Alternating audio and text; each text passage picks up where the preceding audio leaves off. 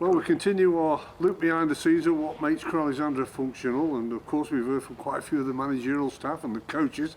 This time we've got one of the young players joining us in Max Woodcock, of course, who's just had a great few weeks, has been called up for Scotland, scoring a goal for his under-18s team at Crewe, and he's going to tell us all about how it's going for him. But first of all, Max, we'll talk more about playing for Scotland in a moment or two's time. Just tell us a little bit about yourself so that the listeners and our viewers can put a picture to you of what you're about and where you come from and how long you've been here.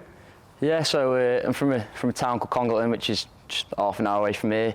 I've been here since the age of 5, so a long time. This is all I've ever known. All I've ever known is Crewe, and you know they've helped me a lot along the way. But I'd say I play anywhere across the front three. Anywhere across the front three really. If you go back to, you're talking aged 5 that you arrived here. How did you get spotted? How did you finally get to come to Crewe? Yeah, I was playing at my local side, Vale Juniors, in Congleton, and I think I was just playing there, and got spotted from there, and got asked to come in here and train with the pre-academy in the Dome, and I think from there that's when it all carried on. You've got a family history as well, because your brother actually was here as well, and he's still working in the academy, but he didn't quite just get that professional contract. But it must be a great feeling that your brother's been here as well. Yeah, I just sort of I've been in his footsteps for a long time, and you know I think he's proud of what I've achieved, and he helps me. He helps me a lot because he sort of gives me advice of what he's been and done, and he helps me out to progress in myself. And when you look around at the academy, when you see all those faces and those pictures in the building and up at the Mornflake Stadium as well, it must be a real spur for you to push yourself on to hopefully one day be one of those. Yeah, that's what Crewe are renowned for, bringing players through and you know getting into the first team and hopefully moving on. But yeah, that just as an academy player, it makes you want to be that next one through, and it's just such a motivation for you, and you know it's a great club to be at such a young age. So tell us how good the coaching is then, you know, because we hear about it, you're a part of it, you're having it every day. How good is this coaching? I've always said to anyone when the lads talk about what about United, Cities and stuff like that, but like I've always said that Crewe's coaching, it's like a unique selling point sort of thing. They're renowned for the coaching, and it's brilliant, and I've always said like I appreciate everything that they've done for me from the age of 5 to the age of 17 now, and what they've done for me to get here. Like I appreciate everything they've done for me. So you're 17 years of age, you're playing in the under-18s setup as well, scored your first goal just before you headed off to Scotland as well for them. So are you happy with how your career's progressing? Yeah, really happy. I'm the type of person that sets myself goals, and once I've achieved them, I set myself another one, and I just want to keep getting better and better. And scoring just before I went away, it was a massive confidence boost for me, and I was really happy with it. So you seem to me as though you've got a bit of a carefree attitude. You know, you've got a smile on your face. You seem to enjoy it as well. It is a pressure game that you're in, because you're a youngster trying to earn a contract. Is that worrying, or is it the way that you feel you're made up that you can cope with all that pressure? Yeah, I quite like pressure.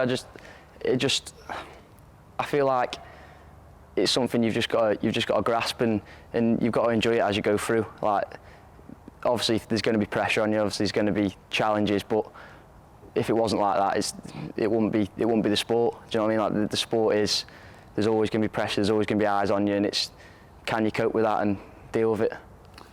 The big aim, of course, is to get that professional contract, isn't it? Yeah, definitely. So how do you think it's going?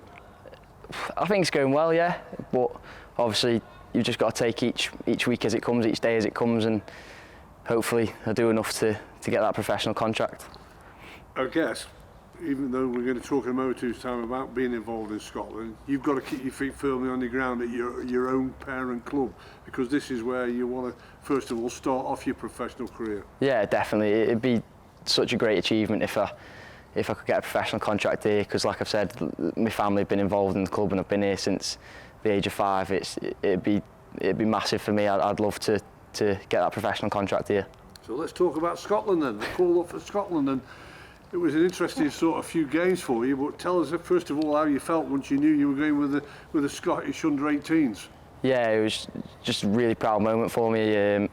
I found out through Twitter, so I was just going through my phone and I saw the under-18 squad come out and I thought, oh, I'll have a look. Like, didn't hear anything, so I thought I'll just have a look at it. And then I see my name and I thought, like, I was just buzzing. I was just really happy, and rang my dad, rang my brother, rang my family, and they were just a real proud moment for me and my family. So yeah, I was really happy with it.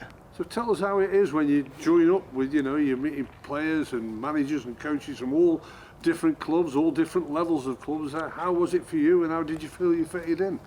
Yeah, to be honest, at the start it was a bit nerve-wracking. You go in to meet 20 different lads and staff that you've never seen before.